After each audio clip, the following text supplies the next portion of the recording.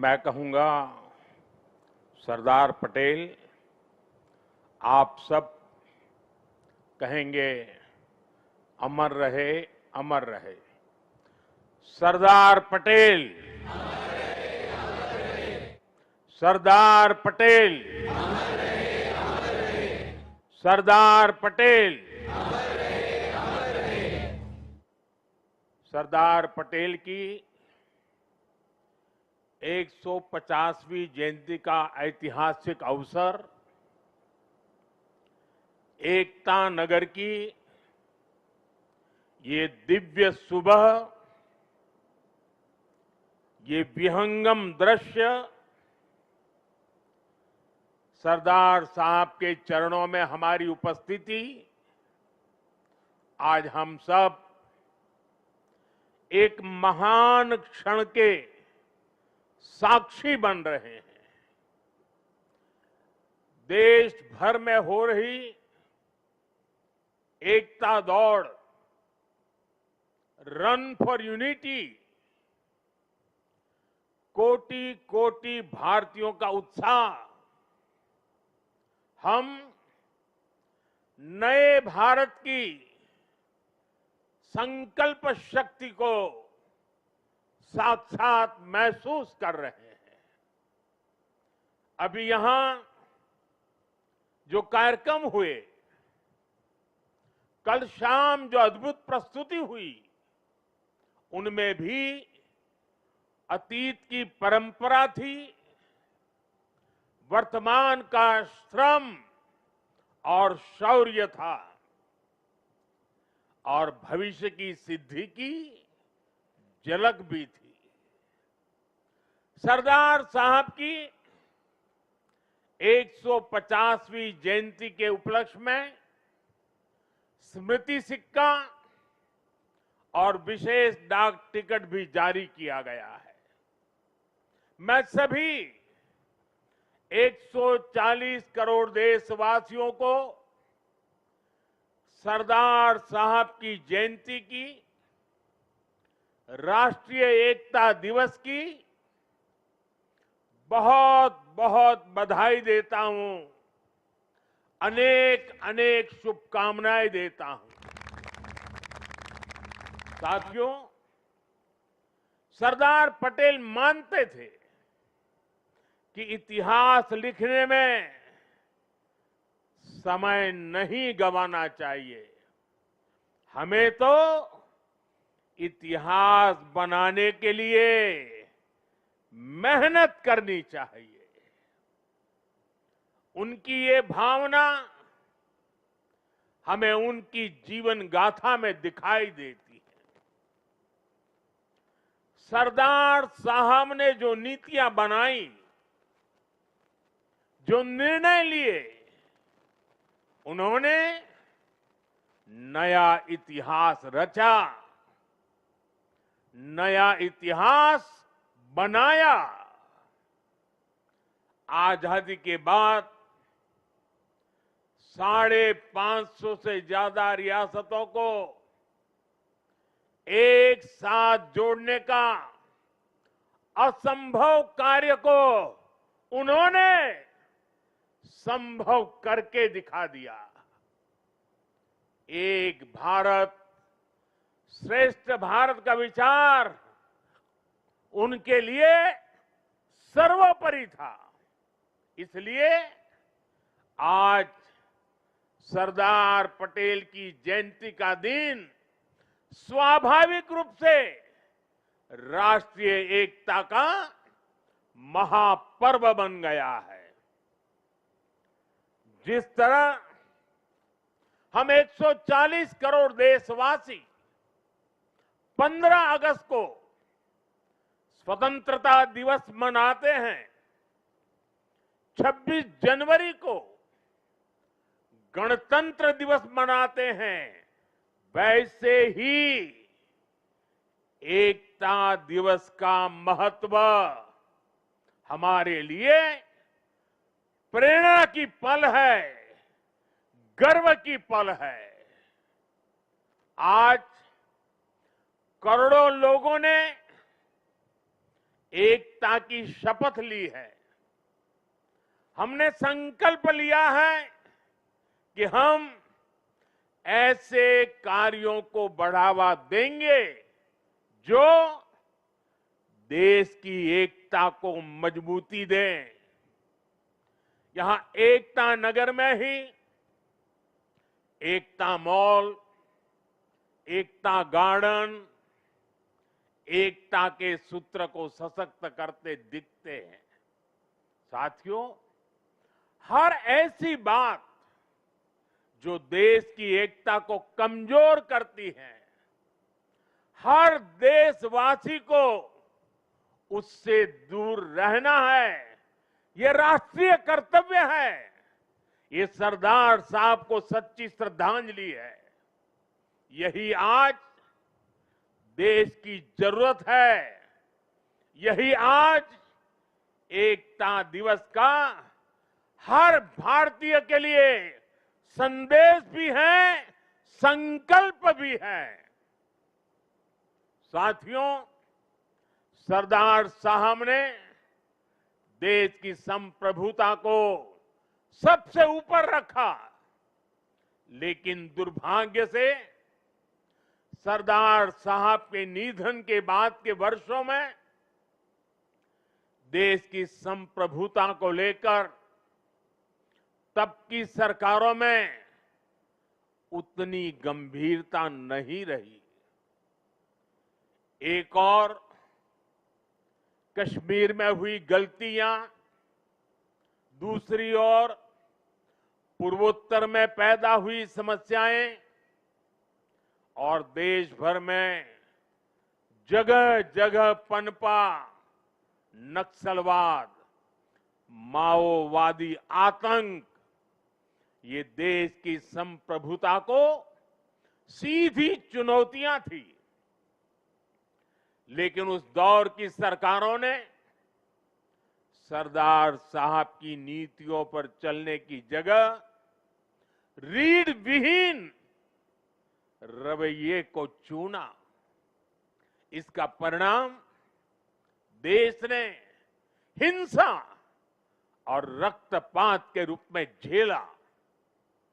साथियों, आज की युवा पीढ़ी में बहुत से लोगों को पता नहीं होगा, सरदार साहब चाहते थे जैसे उन्होंने बाकी रियासतों का विलय किया, वैसे ही पूरे कश्मीर का विलय हो। लेकिन नेहरू जी ने उनकी वो इच्छा पूरी नहीं होने दी। कश्मीर को अलग संविधान और अलग निशान से बांट दिया गया। साथियों, कश्मीर पर कांग्रेस ने जो गलती की थी, उसकी आग में देश दशकों तक जलता रहा। कांग्रेस की लचर नीतियों के कारण कश्मीर का एक हिस्सा पाकिस्तान के अवैध कब्जे में चला गया। पाकिस्तान ने आतंकवाद को हवा दी। State sponsored terrorism. साथियों, कश्मीर और देश को इतनी बड़ी कीमत चुकानी पड़ी, लेकिन फिर भी कांग्रेस हमेशा आतंकवाद के आगे नतमस्तक रही। साथियों, कांग्रेस ने सरदार साहब के विजन को भुला दिया, लेकिन हम नहीं भूले। 2014 के बाद देश ने एक बार फिर उनकी प्रेरणा से भरी फौलादी इच्छा शक्ति को देखा है।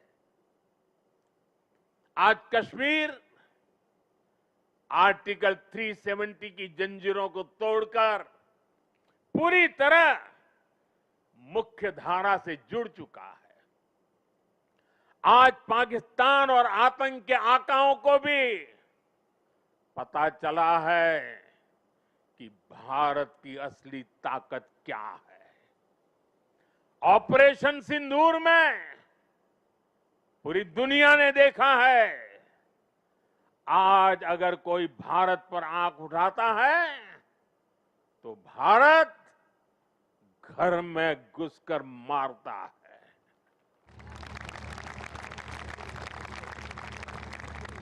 हर बार भारत का जवाब पहले से बड़ा होता है, पहले से ज्यादा निर्णायक होता है। ये भारत के दुश्मनों के लिए एक संदेश भी है। ये लौह पुरुष सरदार पटेल का भारत है। ये अपनी सुरक्षा और सम्मान से कभी भी समझौता नहीं करता है। साथियों, राष्ट्रीय सुरक्षा को लेकर पिछले 11 साल में भारत की सबसे बड़ी सफलता है नक्सलवाद, माओवादी आतंक की कमर तोड़ना। 2014 से पहले हमारे देश में हालत ऐसी थी कि देश के भीतर, देश के बीचों बीच नक्सली माओवादी अपनी हुकूमत चलाते थे। नक्सली क्षेत्रों में देश का संविधान नहीं चलता था। पुलिस प्रशासन वहां काम नहीं कर पाता था। नक्सली खुलेआम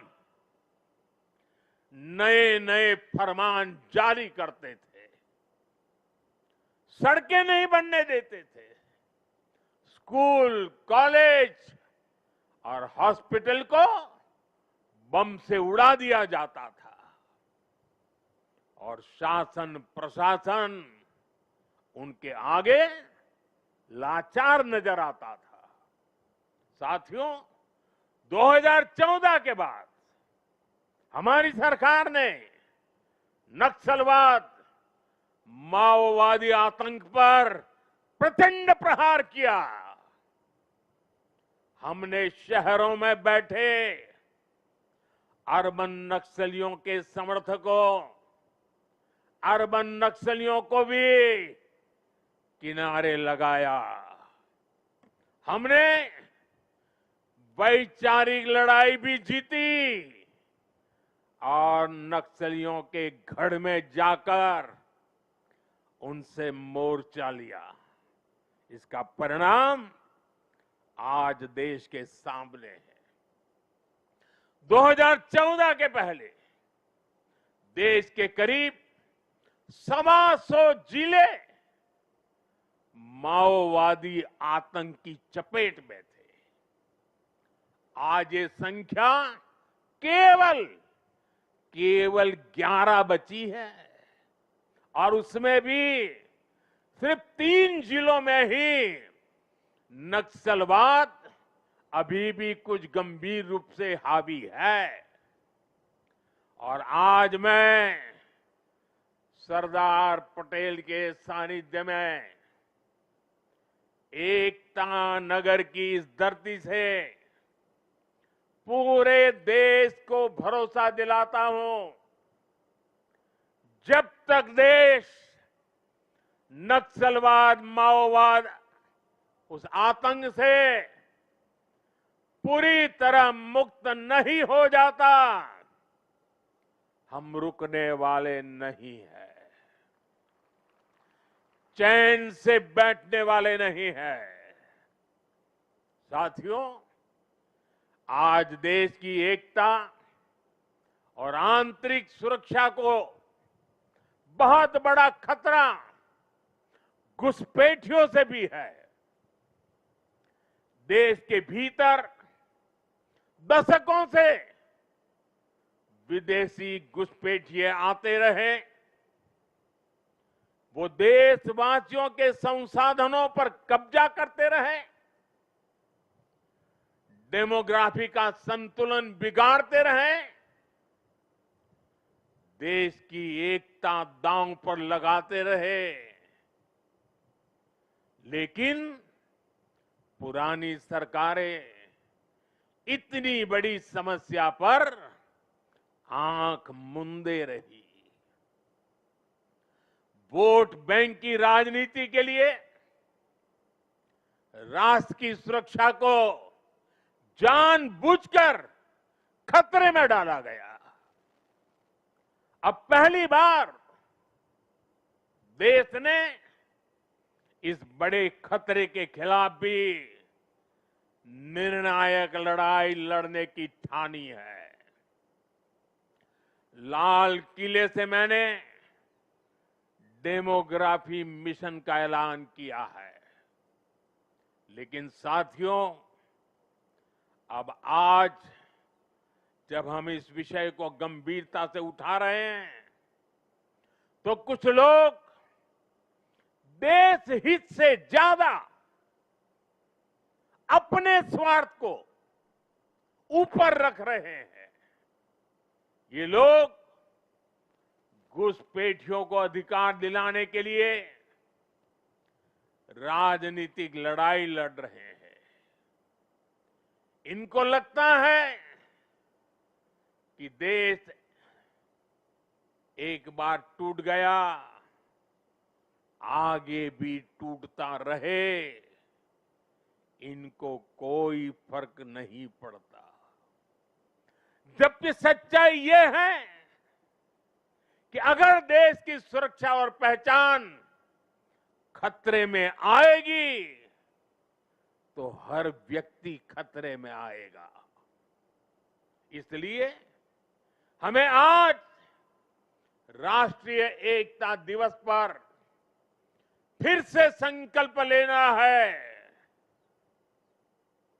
हम भारत में रह रहे हर घुसपैठिए को बाहर निकाल करके ही रहेंगे। साथियों, जब हम लोकतंत्र में राष्ट्रीय एकता की बात करते हैं, तो इसका एक स्वरूप ये भी है कि हम विचारों की विविधता का सम्मान करें। लोकतंत्र में मतभेद स्वीकार्य है, मनभेद नहीं होना चाहिए।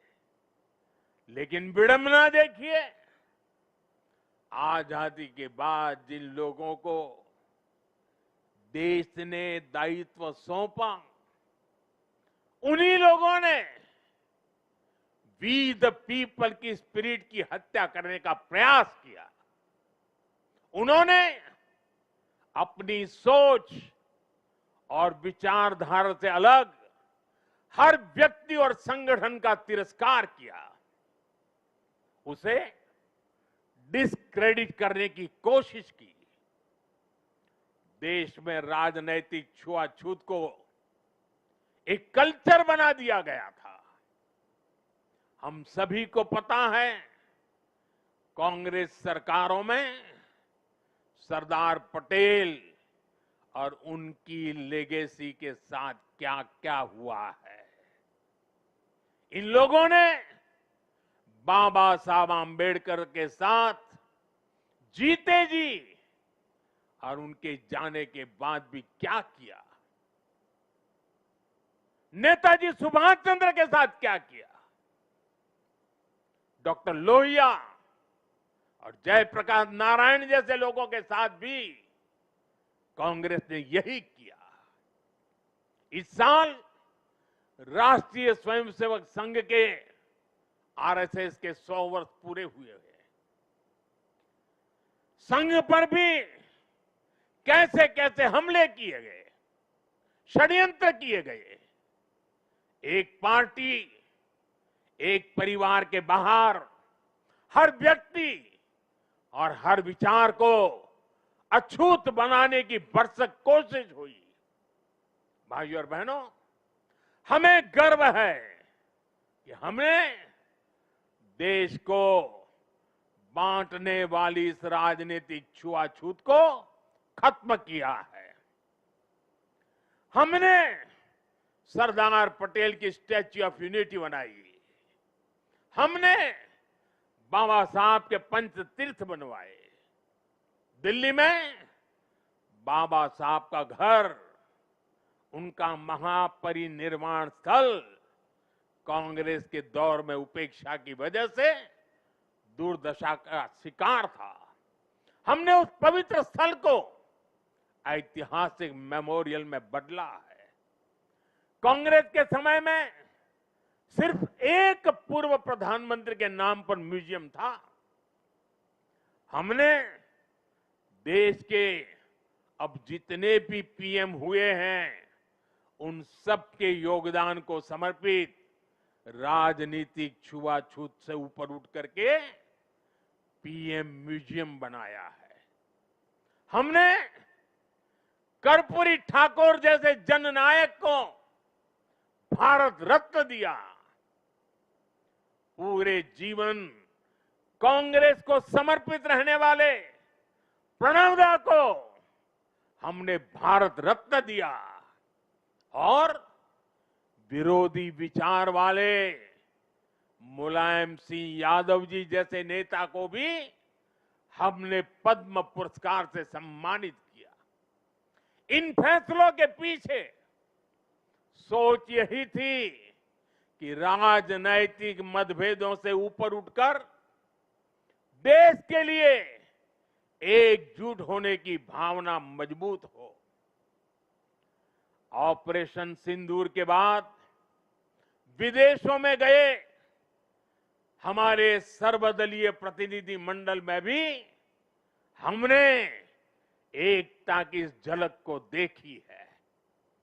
साथियों, राजनीतिक हितों के लिए देश की एकता पर प्रहार की सोच ये गुलामी की मानसिकता का हिस्सा है।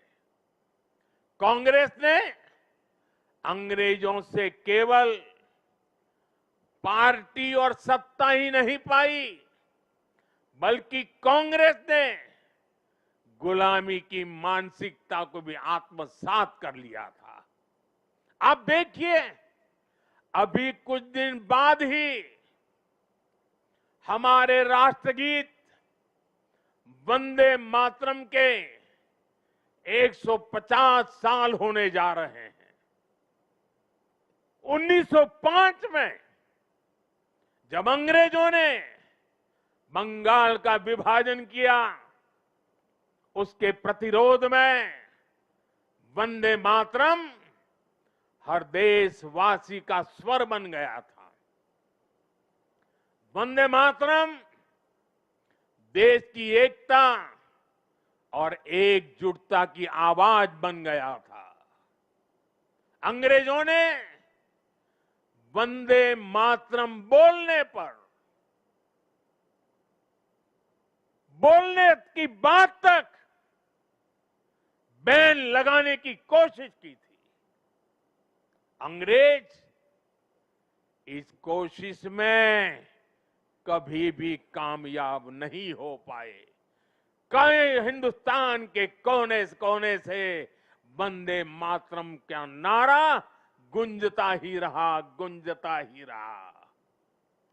लेकिन जो काम अंग्रेज नहीं कर पाए, वो काम कांग्रेस ने कर दिया। कांग्रेस ने मजहबी आधार पर वंदे मातरम के एक हिस्से को ही हटा दिया। यानी कांग्रेस ने समाज को भी बांटा और अंग्रेजों के एजेंडे को भी आगे बढ़ाया। और मैं आज एक बात बहुत जिम्मेदारी से कह रहा हूं, जिस दिन कांग्रेस ने वंदे मातरम को तोड़ने का, काटने का, विभाजित करने का फैसला लिया था, उसी दिन कांग्रेस ने भारत के विभाजन की नींव डाल दी थी।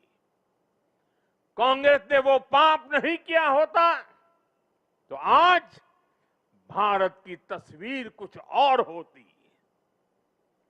साथियों, उस समय सरकार में बैठे लोगों की ऐसी सोच के कारण ही देश ने इतने दशकों तक गुलामी के प्रतीकों को भी ढोया।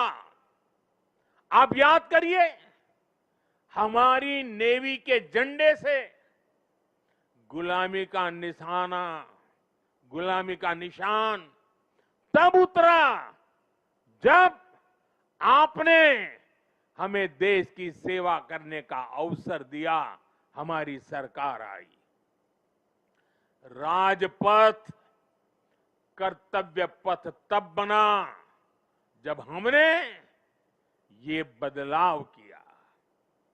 आजादी की लड़ाई में क्रांतिकारियों के बलिदानों का स्थान अंडमान की सेल्यूलर जेल, उसे राष्ट्रीय स्मारक का दर्जा तब मिल पाया था जब मोरारजी भाई देसाई की सरकार आई थी। अंडमान के द्वीपों के नाम कुछ समय पहले तक अंग्रेजों के नाम पर ही थे। हमने ये नाम नेताजी सुभाष के नाम पर रखे। कई द्वीपों को परमवीर चक्र विजेताओं का नाम दिया। इंडिया गेट पर भी हमने नेताजी सुभाष की प्रतिमा लगाई। साथियों, देश की सुरक्षा में शहीद हुए जवानों तक को गुलामी की मानसिकता के कारण सही सम्मान नहीं मिलता था।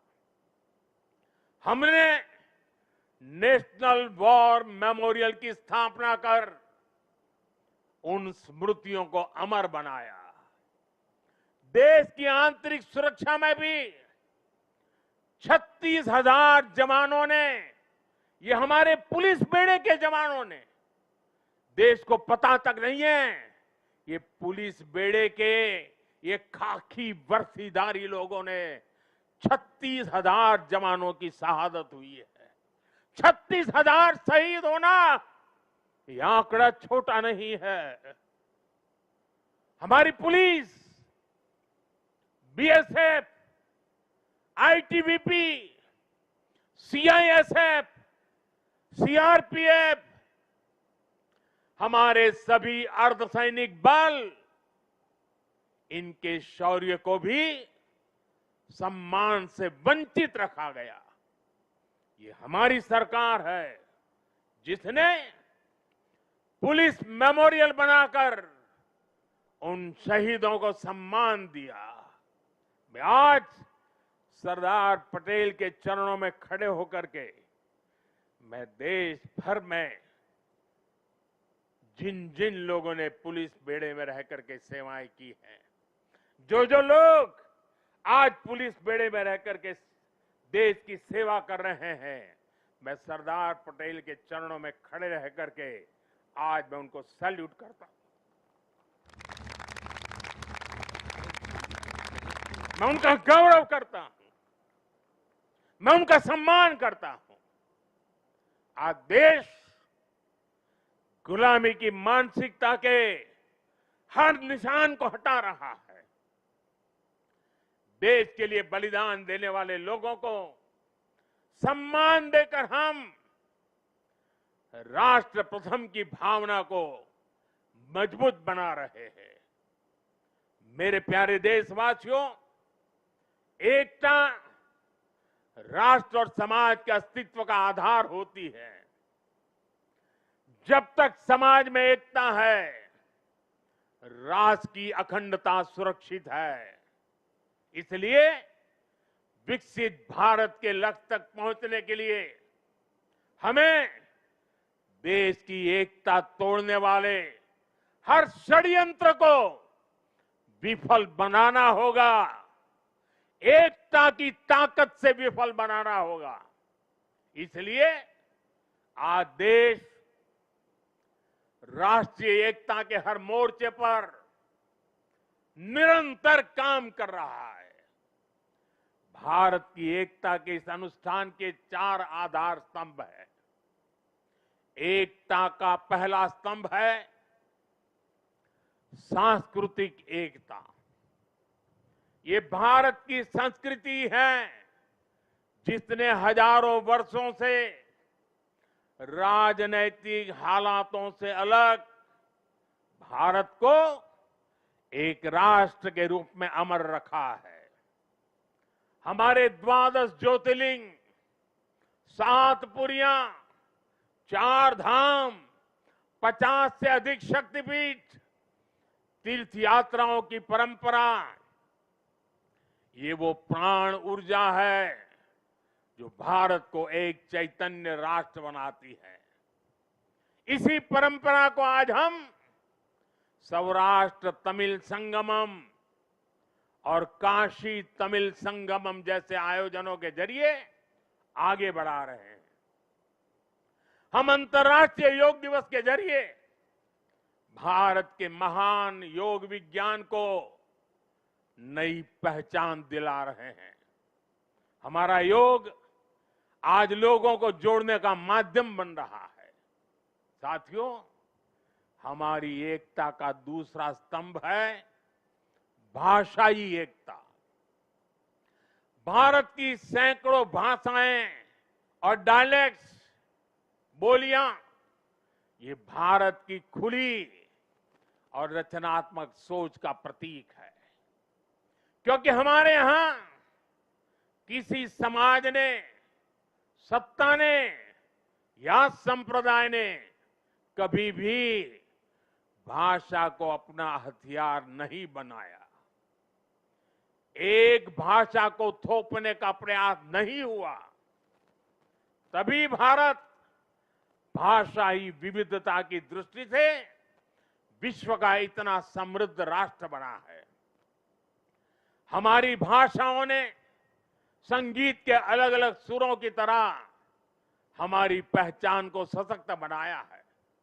इसलिए साथियों, हम हर भाषा को राष्ट्रीय भाषा मानते हैं। हम गर्व से कहते हैं कि भारत के पास तमिल जैसी दुनिया की सबसे पुरानी भाषा है और हमें इसका गर्व है। हमारे पास संस्कृत जैसी ज्ञान की धरोहर है। इसी तरह हर भारतीय भाषा की अपनी खूबी है, अपनी साहित्यिक और सांस्कृतिक पूंजी है। हम हर भारतीय भाषा को प्रमोट कर रहे हैं। हम चाहते हैं कि हिंदुस्तान के बच्चे अपनी मातृभाषा में पढ़ाई करें और आगे बढ़े। भारत के लोग देश की दूसरी भाषाओं को भी जानें, उनसे सीखें। भाषाएं हमारी एकता की सूत्रधार बने। और ये एक दिन का काम नहीं है, ये निरंतर चलने वाला काम है, जिसकी जिम्मेदारी हम सबको मिलकर के उठानी है। साथियों, हमारी एकता का तीसरा स्तंभ है भेदभाव मुक्त विकास।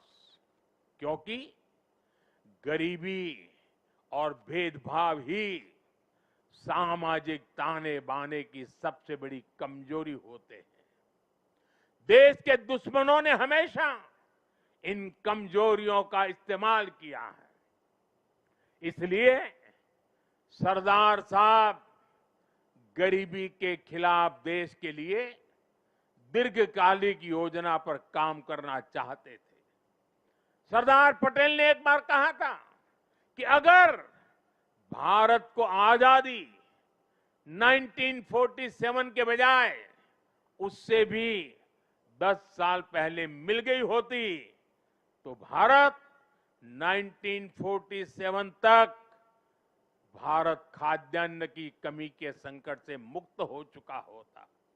उन्होंने कहा था कि जैसे उन्होंने रियासतों के विलय की चुनौती सुलझाई, वो अन्न की कमी की चुनौती भी सुलझा कर ही रुकते। ये थी सरदार साहब की इच्छा शक्ति।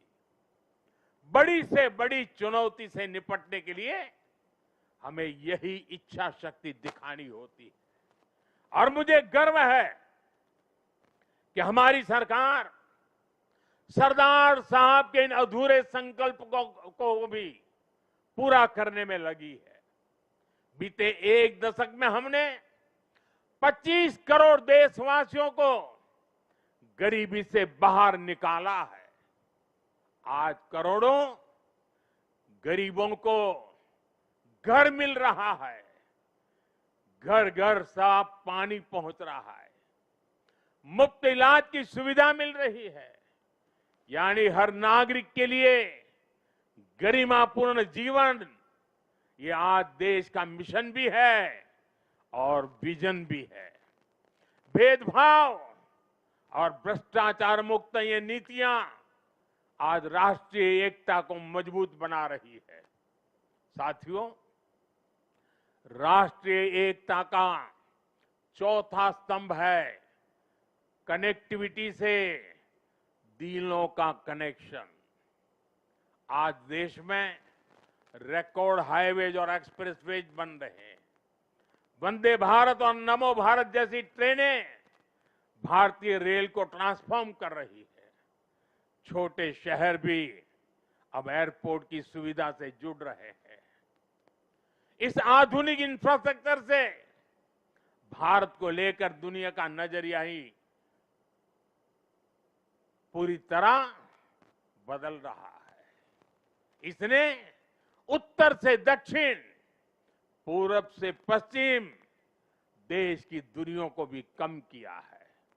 आज लोग आसानी से दूसरे राज्यों में पर्यटन के लिए जा रहे हैं, व्यापार के लिए जा रहे हैं। ये पीपल टू पीपल कनेक्ट और कल्चरल एक्सचेंज, उसका एक नया दौर है जो राष्ट्रीय एकता को बल दे रहा है। और डिजिटल रिवॉल्यूशन जो हुआ है, उसने इस एकता को नई मजबूती देने का अवसर भी दिया है। आज डिजिटल कनेक्टिविटी का भी दिलों की कनेक्टिविटी में एक नया मार्ग प्रशस्त हो रहा है। साथियों, सरदार पटेल ने एक बार कहा था, मुझे सबसे ज्यादा खुशी तब मिलती है जब मैं देश के लिए काम करता हूं। मैं भी आज हर देशवासी से यही आह्वान करता हूं, देश के लिए काम करने से बड़ी खुशी कोई और नहीं हो सकती। मां भारती की साधना हर देशवासी की सबसे बड़ी आराधना है। जब 140 करोड़ भारतवासी एक साथ खड़े हो जाते हैं तो चट्टानें खुद रास्ता छोड़ देती हैं। जब 140 करोड़ देशवासी एक स्वर में बोलते हैं तो वो शब्द भारत की सफलता का उद्घोष बन जाते हैं। हमें एकता के इसी मूल मंत्र को अपना संकल्प बनाना है। हमें बंटना नहीं है, हमें कमजोर नहीं पड़ना है। यही सरदार साहब के लिए हमारी सच्ची श्रद्धांजलि है। मुझे विश्वास है हम सब साथ मिलकर एक भारत श्रेष्ठ भारत के संकल्प को मजबूती देंगे। हम साथ मिलकर विकसित भारत और आत्मनिर्भर भारत के सपने को पूरा करेंगे। इसी भाव के साथ मैं एक बार फिर सरदार साहब के चरणों में श्रद्धांजलि देता हूं। मेरे साथ बोलिए, भारत माता की आवाज देश के हर कोने में पहुंचनी चाहिए। साथियों, भारत माता की, भारत माता की, भारत माता की, वंदे वंदे वंदे वंदे वंदे वंदे वंदे। आप सबका बहुत बहुत धन्यवाद। बहुत बहुत धन्यवाद माननीय प्रधानमंत्री श्री आपका, आपके प्रेरक एवं एकता के भावों से परिपूर्ण संबोधन के लिए।